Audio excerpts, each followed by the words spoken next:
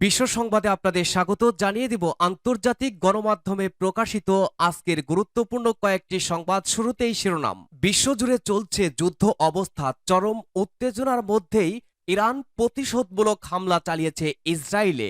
আর ইরানের রাতভর হামলা ঠেকাতে ইসরায়েলের খরচ হয়েছে বিলিয়ন ডলার। পুরোদমে ইসরায়েল ফিলিস্তিন যুদ্ধ চলছে, আর এর মাঝে এই যুদ্ধে জড়িয়ে গেছে ইরান। ইরানের ভূখণ্ড থেকে ইসরায়েলে লাগাতার ক্ষেপণাস্ত্র ও রকেট নিক্ষেপ করা হয়। তাৎক্ষণিকভাবে ইসরায়েলের কোনো প্রতিক্রিয়া না পাওয়া গেলেও এরই মাঝে ইসরায়েলের সংবাদ মাধ্যমগুলো বলছে ইসরায়েল ইতিমধ্যেই পাল্টা হামলার সিদ্ধান্ত নিয়েছে। তবে কখন কোথায় এই হামলা হবে এ বিষয়ে এখনও দ্বিধাবিভক্ত রয়েছে তাদের যুদ্ধকালীন মন্ত্রিসভা। তবে এতেই আশঙ্কা তৈরি হয়েছে ইসরায়েল যদি পাল্টা হামলা চালায় তাহলে ইরানও পাল্টা হামলা চালাবে এবং দুই পক্ষের মধ্যে পুরোদমে যুদ্ধ শুরু হয়ে যাবে। আর সেই যুদ্ধ অবশেষে পশ্চিমারা ইসরায়েলকেই সমর্থন দেবে এবং ইরানের সঙ্গে থাকবে আরব দেশগুলো। এতে পুরো মধ্যপ্রাচ্য জুড়েই যুদ্ধ ছড়িয়ে পড়তে পারে এবং আশঙ্কা রয়েছে এটি তৃতীয় বিশ্বযুদ্ধের রূপ নিতেও পারে। এমন আশঙ্কায় বিশ্বজুড়ে তোড়জোড় শুরু হয়ে গেছে দুপক্ষকে শান্ত রাখার জন্য সবাইকে সংযত হতে বলছে বিশ্বের বিভিন্ন দেশ থেকে। এরপরে জানাবো, ইসরায়েলে ইরানের হামলা, অতিরিক্ত যুদ্ধ বিমান মোতায়েন করল যুক্তরাজ্য।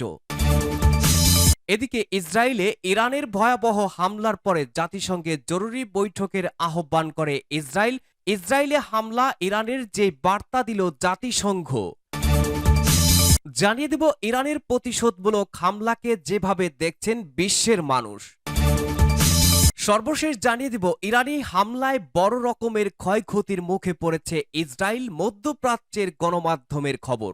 ভিউয়ার্স, এতক্ষণ শুনছিলেন আন্তর্জাতিক গণমাধ্যমে প্রকাশিত বাছাই করা কিছু সংবাদ। এবারে বিস্তারিত।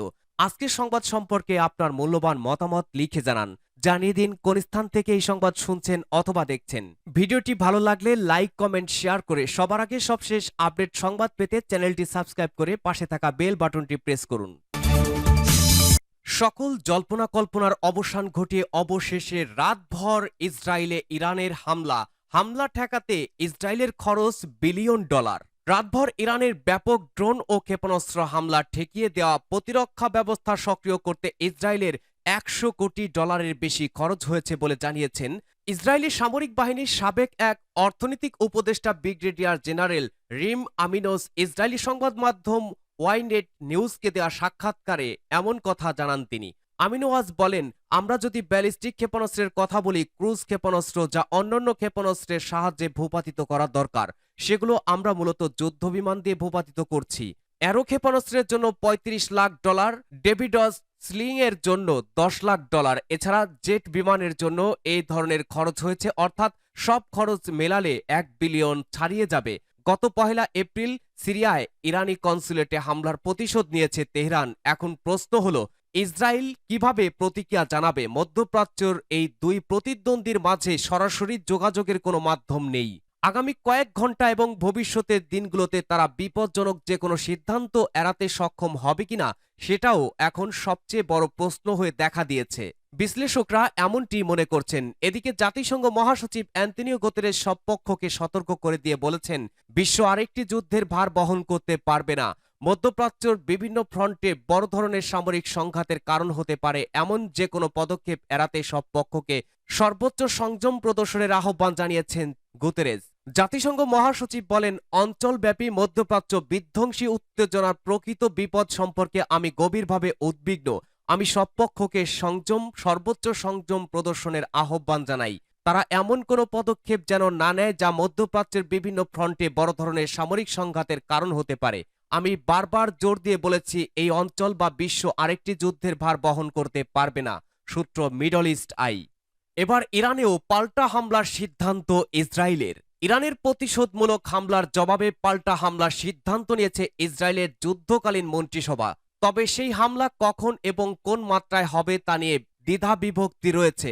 স্থানীয় সময় রবিবার বিকালে ইসরায়েলের 5 সদস্যর মন্ত্রিসভা এই সিদ্ধান্ত নেয়। যুক্তরাষ্ট্রের সতর্কতা অবলম্বনের আহ্বান ও খোদ মার্কিন প্রেসিডেন্ট জো বাইডেনের ইসরায়েলি প্রধানমন্ত্রী বেঞ্জামিন নেতানিয়াহুকে সতর্ক ও কৌশলগতভাবে চিন্তা করার পরামর্শ দেন। এর প্রেক্ষাপটে ইসরায়েলের যুদ্ধকালীন মন্ত্রিসভার সিদ্ধান্তগুলো স্থগিত রেখেছে, তবে তারা সংক্ষিপ্ত সময়ের নোটিশেই তা কার্যকর করতে পারে বলে চ্যানেল 12 এর খবরে বলা হয়েছে। ইসরায়েল হায়ুমের প্রতিবেদনে বলা হয়েছে, ইসরায়েলের এক কর্মকর্তা বলেছেন জবাব দেওয়া হবে। আর এনবিসি নেটওয়ার্ক ইসরায়েলি প্রধানমন্ত্রীর অফিসে একটি সূত্রের উদ্ধৃতি দিয়ে জানিয়েছে, এখনও সিদ্ধান্ত হয়নি ইসরায়েলি প্রতিরক্ষা বাহিনীকে বিকল্প পন্থাগুলো উপস্থাপন করতে বলা হয়েছে এবং এটা পরিষ্কার যে ইসরায়েল জবাব দেবে। ইসরায়েলি কর্মকর্তাদের উদ্ধৃতি দিয়ে রয়টার্সের প্রতিবেদনে বলা হয়েছে, ইসরায়েলের যুদ্ধকালীন মন্ত্রিসভা ইরানের বিরুদ্ধে বদলা নেওয়ার পক্ষে, তবে জবাবের সময় এবং মাত্রা নিয়ে দ্বিধাবিভক্ত রয়েছে। যুদ্ধকালীন মন্ত্রিসভার বৈঠকটি হয় ইরানি হামলার 24 ঘন্টারও কম সময়ের মধ্যে। শনিবার রাতে ইরান নজিরবিহীন হামলা চালায় ইসরায়েলে। এ সময় তারা প্রায় 350টি ব্যালিস্টিক ক্ষেপণাস্ত্র, ক্রুজ ক্ষেপণাস্ত্র ও ড্রোন নিক্ষেপ করে ইসরায়েলে। ইসরায়েল দাবি করেছে এগুলোর 99%ই সফলভাবে ভূপাতিত করা হয়েছে।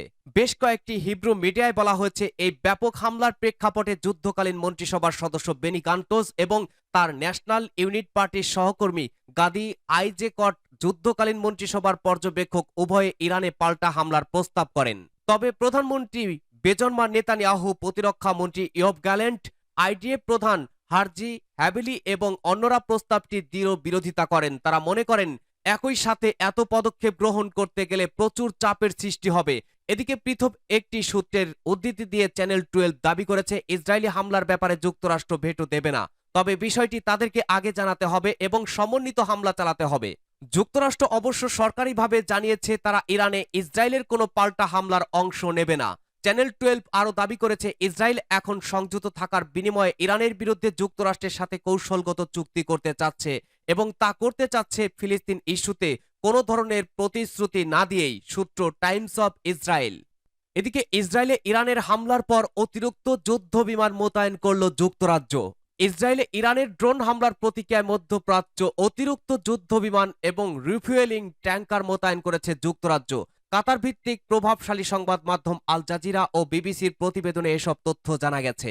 প্রতিবেদনে বলা হয়, এক বিবৃতিতে ব্রিটিশ সরকার জানিয়েছে, সিরিয়া ও ইরাকে সশস্ত্র গোষ্ঠী আইএসআইএল এর আইএসআইএস এর বিরুদ্ধে যুক্তরাজ্য চলমান অভিযান আরও সুদৃঢ় করবে এই বিমানগুলো। এছাড়া এগুলোর মাধ্যমে ওই অঞ্চলের দেশটির চলতি মিশনের পরিসরের মধ্যে যে কোনো বিমান হামলা প্রয়োজনীয় অনুযায়ী আটকানোও যাবে।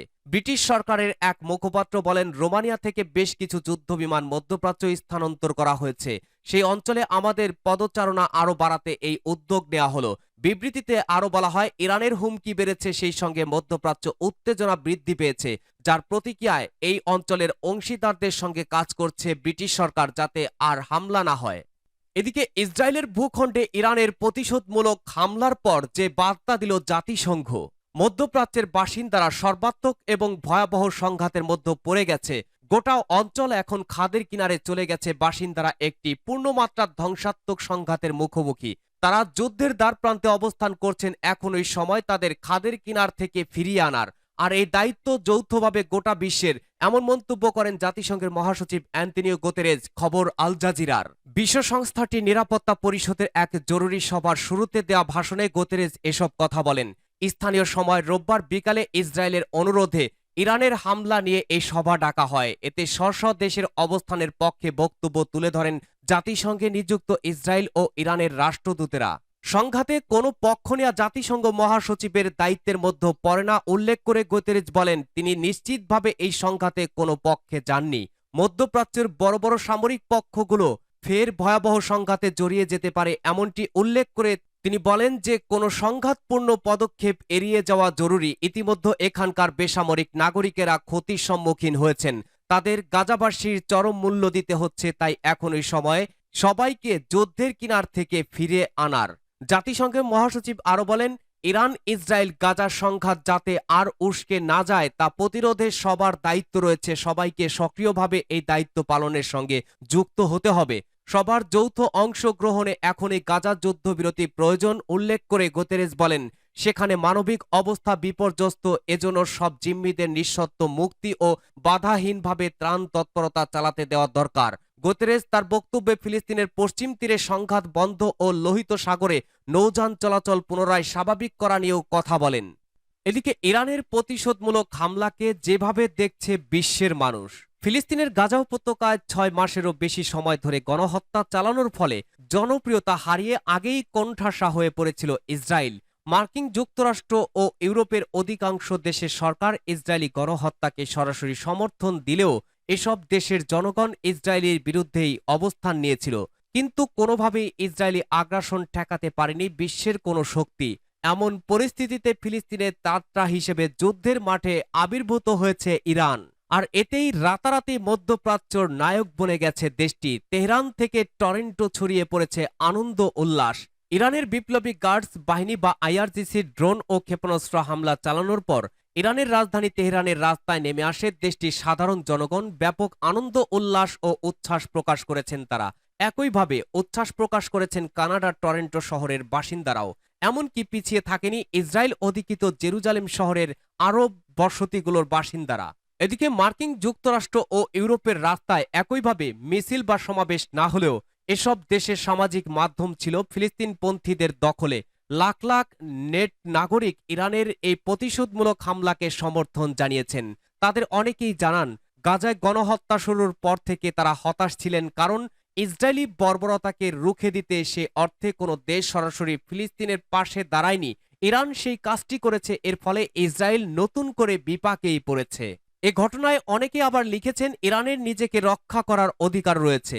ইরান এগিয়ে আসলে ফিলিস্তিনের শিশুদের আর এভাবে মরতে হবে না। এভাবেই যদি এই যুদ্ধের অবসান হয় তাহলেও ক্ষতি নেই। যে কোনো মূল্যে ইসরায়েলকে থামাতে হবে। তবে ইরানের প্রতিশোধমূলক হামলার ফলে পুরো মধ্যপ্রাচ্য জুড়ে নতুন করে যুদ্ধ ছড়িয়ে পড়তে পারে এমন আশঙ্কাও করছেন অনেকেই। তারা সব পক্ষকে শান্ত থাকতে আহ্বান জানিয়েছেন। মূল ঘটনার সূত্রপাত হয়েছিল গত বছর 2023 সালের অক্টোবর মাসের 7 তারিখে। ইসরায়েলে এই দশকের সবচেয়ে বড় সামরিক অভিযান চালায় গাজার হামাস সরকার। এর পরপরই গাজায় বিমান হামলা ও স্থল হামলা শুরু করে ইসরায়েল। এই আগ্রাসনে এ পর্যন্ত 33,000-এর বেশি ফিলিস্তিন নিহত হয়েছেন, যাদের অধিকাংশই নারী ও শিশু। এছাড়া আহত হয়েছেন প্রায় 75,000-এর বেশি মানুষ।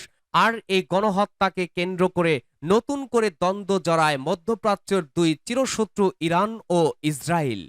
এদিকে ইরানি হামলায় বড় রকমের ক্ষয়ক্ষতির মুখে পড়েছে ইসরায়েল। মধ্যপ্রাচ্যের গণমাধ্যমের খবর, ইসলামী প্রজাতন্ত্র ইরান থেকে গত রাতে ইহুদিবাদী ইসরায়েলের ওপর যে ক্ষেপণাস্ত্র হামলা হয়েছে তাতে প্রায় $10 কোটি ক্ষতির মুখে পড়েছে দখলদার সরকার। মধ্যপ্রাচ্যের কয়েকটি গণমাধ্যম এ খবর দিয়েছে। লেবাননের আল মায়াদিন টেলিভিশন চ্যানেল রোববার জানিয়েছে যে ইরানি হামলা মোকাবেলা করতে গিয়ে ইহুদিবাদী ইসরায়েলের ক্ষেপণাস্ত্র প্রতিরক্ষা ব্যবস্থা সবচেয়ে বেশি ক্ষতির মুখে পড়েছে। ইসরায়েলের চ্যানেল 14 বলেছে, কয়েকটি ক্ষেপণাস্ত্র ইসরায়েলের দখলকৃত বিশরেবা অঞ্চল থেকে 45 কিলোমিটার দূরে অবস্থিত আরাদে আঘাত করেছে। এতে বেশ কয়েকজন আহত হয়েছেন। এছাড়া বেশ কয়েকটি ক্ষেপণাস্ত্র ইহুদিবাদী ইসরায়েলের উত্তর অঞ্চলীয় উন্মুল ফাহম শহরে আঘাত হেনেছে। এই হামলার পরে সেখানে জরুরি ভিত্তিতে উদ্ধার ও চিকিৎসা কর্মীদের পাঠানো হয়। এর পাশাপাশি বেশ কয়েকটি ক্ষেপণাস্ত্র ইসরায়েল অধিকৃত নেগেভ মরুভূমির নাভাতিম বিমান ঘাঁটিতে আঘাত হানে। এই বিমান ঘাঁটিতে ইহুদিবাদী ইসরায়েলের F-35 জঙ্গি বিমান মোতায়েন করা রয়েছে। ইরানের কনসুলেট ভবনের হামলায় এই ঘাঁটি থেকেই বিমান উড্ডয়ন করেছিল বলে খবর রয়েছে। এছাড়া নেগেভ মরুভূমির রোমান বিমানবন্দরে আঘাত হেনেছে ইরানি ড্রোন ও ক্ষেপণাস্ত্র। তবে বিস্তারিত ক্ষয়ক্ষতির খবর এখনও পাওয়া যায়নি।